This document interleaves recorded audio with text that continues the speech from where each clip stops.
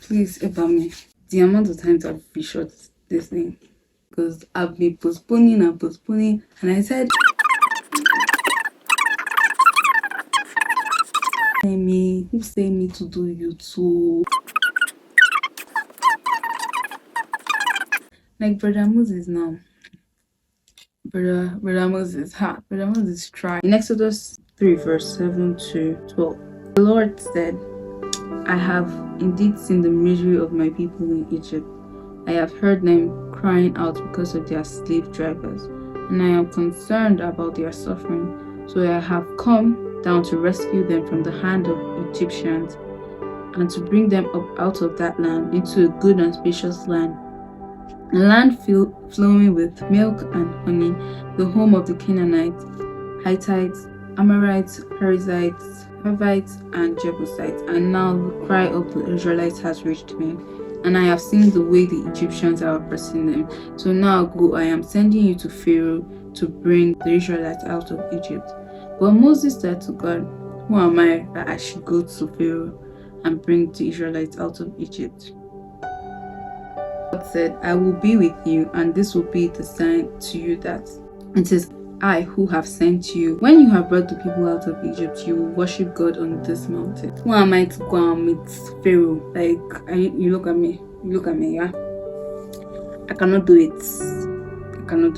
And God was like, I'm the one sending you. Why are you saying that you cannot go? Come down to verse 30. Moses said to God, suppose I go to the Israelites and say to them, the God of your fathers has sent me to you, and they ask me, what is his name? Then what shall I say to them? And God said to Moses, I am who I am. This is what you are to say. I am has sent me to you. As simple as that. But my brother Moses, agree. In Exodus 4 verse 10, he said, pardon your servant, Lord. I have never been eloquent, neither in the past nor since you have spoken to your servant. I am slow of speech and tongue.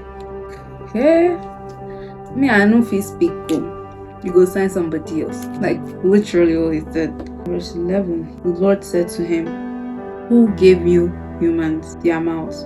Who makes them deaf or mute? Who gives them sight or makes them blind? Is it not I, the Lord? Now go, I will help you speak and will teach you what to say. But Moses still says, pardon your servant, Lord, please send somebody else. You know the funny thing? If you're not going to move, God will send somebody else. His will still be done, with you or without you. Am I giving excuses, Brother Moses? Well, yeah. The Lord then said, he was angry at this time. He was like, what about your brother Aaron the Levite? I know he can speak well. He's saying like, oh, I could have sent him. He's already on his way to meet you, and he will be glad to see you. Just speak to him and put words in his mouth. I will help both of you speak and will teach you what to do. You know, this verse is very powerful to me because they were two different people. It was Moses and Aaron. Moses was stammerer. Aaron he could speak very well, and God was aware of that fact. But he said he will help both of them. Why? Because whether you stammer, whether you're shy, whether you're deaf, whether you can't even speak, God will still help you. He will still help you. Even if you are the boldest person, you still need help from God. You can't do anything by yourself. You need God on your side. You need wisdom, knowledge. You need everything from God, because you can't do anything by yourself. Let's be real. What Moses was doing in that point was putting faith in himself instead of putting it in God, because you can mess up at any point in time in your life, but God can never mess up. He will direct you, he will guide you through the trials, through the tribulations, if anything, even the good times, he will still guide you, because you need guidance in every aspect of your life.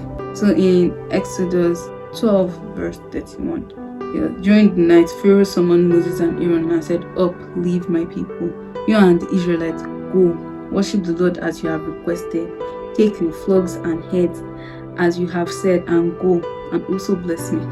And he's like, also bless me. God will bless me. Well, after Pharaoh said that, Moses and Aaron left with the Israelites. They reached the sea.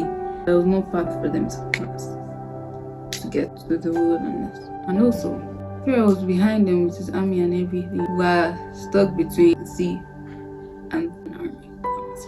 God spoke to Moses in that moment as well. Lift up your staff. The sea parted. I think this story has been told so many times that in my head, it's like a river in my head. But when I did research, I saw that it is actually really deep, probably going upwards. So it's like a whole wall. That was actually really scary for one, and it's actually really impressive. I can't. It just marvels me. I really can't lie. From being in a basket in the river to parting a sea. In that moment, you just be thinking about how you've grown. Moses actually did grow in his relationship with God, despite all the struggles he had. Also, I was thinking just the other day that water is actually really important. One of the miracles Jesus performed was with water, turning water into wine, calming the storm, walking on water. Then there was this verse that I read, John 19 verse 34. Now it was the day of the preparation, and the next day was to be a special Sabbath, because the Jewish leaders did not want the bodies left on the crosses during the Sabbath. They asked Pilate to have the legs broken and the bodies taken down.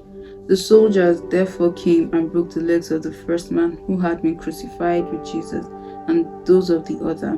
But when they came to Jesus, they found that he was already dead. They did not break his leg.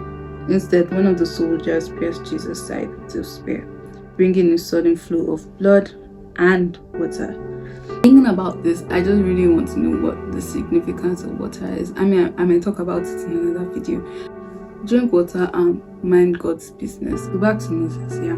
After they crossed the Red Sea and they had reached the foot of Mount Sinai, Moses was still fulfilling the will of God. God gave Moses the 10 commandments and all of that. These people, do you know what they did? They went to go and make their own god. It's even plastic. It's actually a gold calf that they made, a golden calf.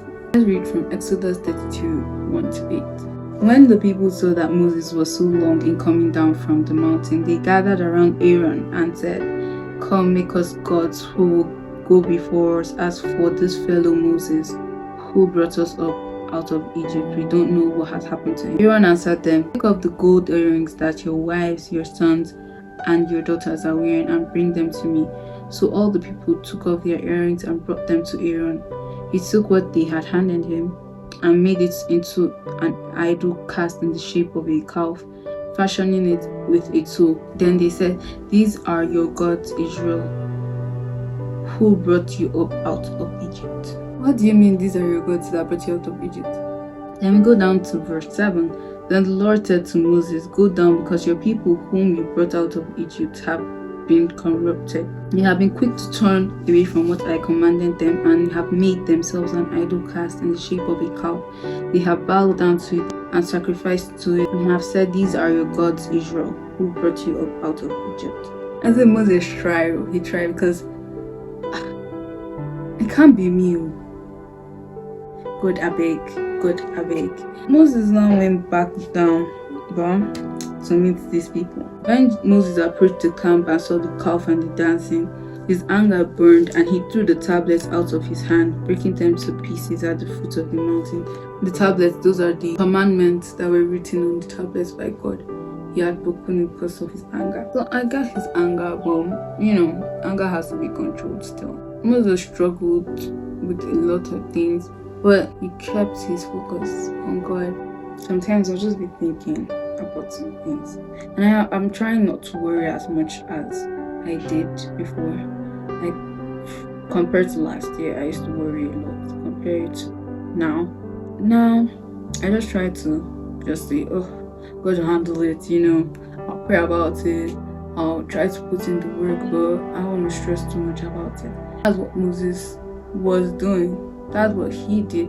He doesn't turn away from God. He doesn't start questioning God. One thing I really admired about Moses is that he always prayed. Have a conversation with God to know what he's supposed to do, what is the next step. It's just as simple as that, to pray and read the word, and not just praying, but praying with the word. It's very important. This was such a hard video.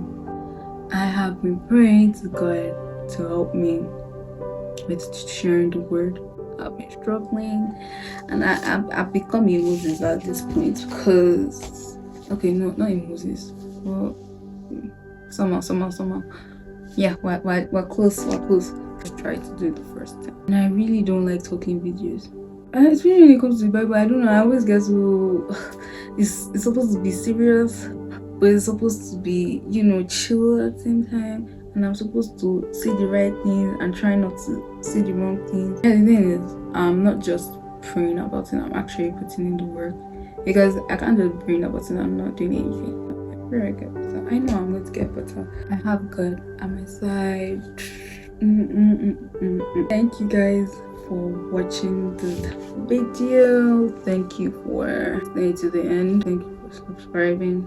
If you haven't done that, I'm just going to give you the space to do it. Yeah, you're done. So yeah, share with your friends. I really hope this blesses somebody. Do share in the comments what you have learned so that it can also bless somebody. And if you have anything to add, share it in the comments as well. Thank you guys for watching. Bye.